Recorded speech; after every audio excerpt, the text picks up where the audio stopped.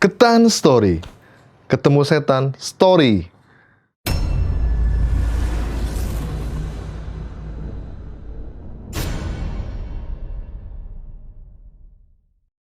Ketemu lagi bareng gua Indra di channel Ketan Story. Sebetulnya di sini gua jadi host bukan karena keinginan gua pribadi, cuman karena emang gak ada orang lain lagi di sini. Jadi makanya gue jadi host. Dan buat lo yang belum kenal siapa gua, coba lo cek aja di kolom komentar. Kalau ada komen bangsat itu biasanya temen gua. Dan buat kalian yang belum subscribe channel Ketan Story, silahkan subscribe channel Ketan Story. Jangan lupa klik tombol lonceng, like, komen, dan share video dari Ketan Story. Kali ini gue nggak bakal cerita horor atau cerita mistis, tapi khusus malam ini gue akan membahas tanda-tanda keberadaan makhluk halus di sekitar kita. Sekalian gue juga akan kasih wording untuk para makhluk halus. Jadi malam ini tuh benar-benar malam yang spesial, bisa dibilang malam penganugerahan award gitu. Sebagai bentuk apresiasi gue terhadap eksistensi mereka. Awarding yang gue maksud kali ini adalah peringkat 1-2 kedatangan makhluk-makhluk halus di sekitar kita. Sebelum bahas lebih lanjut, di sini gue mau kasih pesan buat kalian, jangan terlalu serius, nanti kesurupan. Di peringkat 1 ini diduduki oleh sosok wanita sopan, terutama dalam berpakaian, nggak kayak cabai-cabean di luar sana, dan kalian semua pasti tahu siapa dia. Dia adalah Mbak Kunti atau kuntilanak. Salah satu tanda-tanda kedatangan dari si Mbak Kunti ini biasanya diawali dengan suara ketawa. Gue juga nggak tahu apa yang lucu, kenapa dia bisa selalu ketawa. Tapi tanda-tanda pertama sebelum dia datang itu biasanya ada suara cewek ketawa. Baru deh dia muncul. Selain dari ketawa, juga biasanya tanda-tanda dari Mbak Kunti ini hadir itu dari wangi-wangian bunga. Biasanya bunga kantil atau bunga melati. Bukan bunga bang, karena bunga bang riba menurut gua. Biasanya kalau ada wangi-wangian yang seperti bunga kantil atau bunga melati, itu biasanya hadir sosok Mbak Kunti ini. Jadi buat kalian yang bau, tolonglah nggak malu sama Mbak Kunti. Mbak Kunti aja wangi, ya kan? Nah, di posisi kedua ini ditempati sama lemper diikat, sebut saja pocong. Gua nggak bisa manggil dia mas atau mbak karena nggak ada bedanya. Tapi waktu gua kecil, gue juga nggak tahu kenapa di film pocong Mumun itu matanya hijau, sedangkan pocong Jepri itu matanya merah. Mungkin karena cewek suka dengan uang dan cowok suka dengan begadang, makanya matanya merah. Tanda-tanda kehadiran pocong itu biasanya dengan ada pasir atau kerikil. Kenapa? Karena gue pernah ngalamin. Jadi dulu tuh gue inget banget habis Isya, gue lagi tiduran kan di rumah.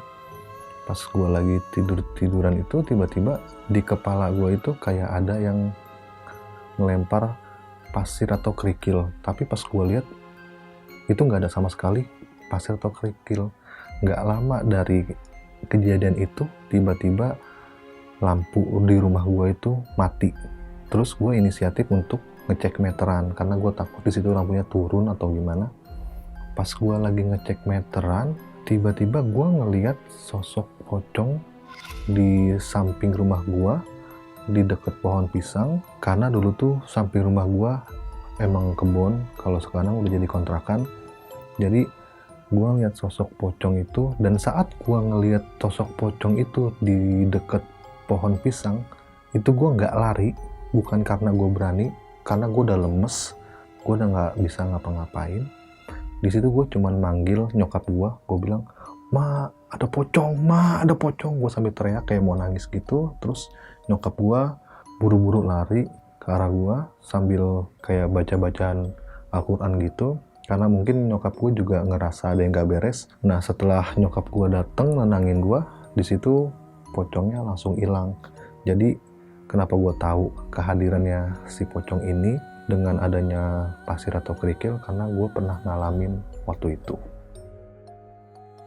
Terus nih di peringkat terakhir atau peringkat ketiga itu diduduki sama Mas Kunti atau kuntilanak laki.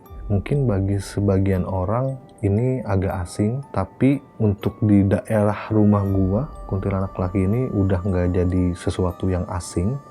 Dan biasanya kehadiran dari kuntilanak laki atau Mas Kunti ini itu dengan suara burung celepuk.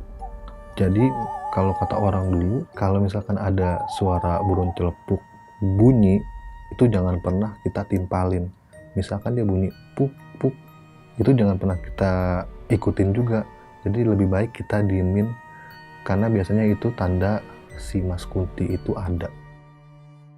Ini tuh kejadian pernah dialami sama tetangga gua.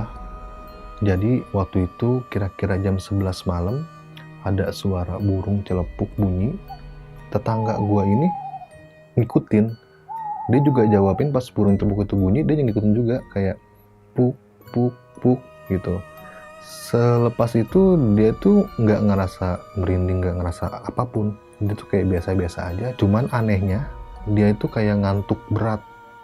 Setelah itu nggak lamanya dia tidur, itu katanya sih kayak pules banget tidur. Pas keesokan harinya, pas dia bangun, dia ngerasa badan dia tuh kayak perih-perih panas gitu. Pas dia ngeliat ke cermin, seluruh badan dia itu kayak luka sayat, kayak cakaran gitu, sekujur badannya. Itu bener-bener asli. Jadi dari muka sampai kaki itu dia kayak dicakar-cakar merah-merah gitu, dan itu perih sakit. Nah akhirnya ada orang pintar di daerah rumah gua. Terus menurut orang pintar di daerah rumah gua, tetangga gua ini dicakar sama kuntilanak laki. Jadi saat si tetangga gua ini nyautin si burung celepuk itu, dia itu seakan-akan kayak nantang. Nah makanya si kuntilanak laki ini kayak nggak suka dan nggak terima gitu. Itu menurut dari orang pintar di daerah rumah gua. Nah, itu tadi adalah ulasan tanda-tanda kemunculan makhluk halus menurut Ketan Story dan menurut narasumber yang terkait yang pernah ngalamin semua itu. Jika kalian punya informasi tentang tanda-tanda kemunculan makhluk halus selain yang gue sebutin di sini, silakan kalian komen di bawah biar kita juga tahu tanda-tanda apa lagi yang ada selain itu. Buat kalian dimanapun kalian berada, jangan pernah lupa untuk selalu dekat sama Tuhan. Dan buat kalian yang muslim, jangan lupa sholat dan mendekatkan diri sama Allah. Stay tune terus channel Ketan Story.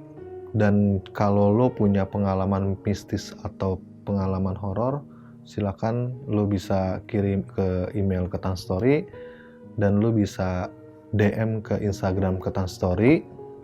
Buat kalian yang belum subscribe channel Ketan Story, silakan subscribe channel Ketan Story. Jangan lupa klik tombol lonceng, like, komen, dan share video dari Ketan Story. Ketan Story, ketemu setan, story!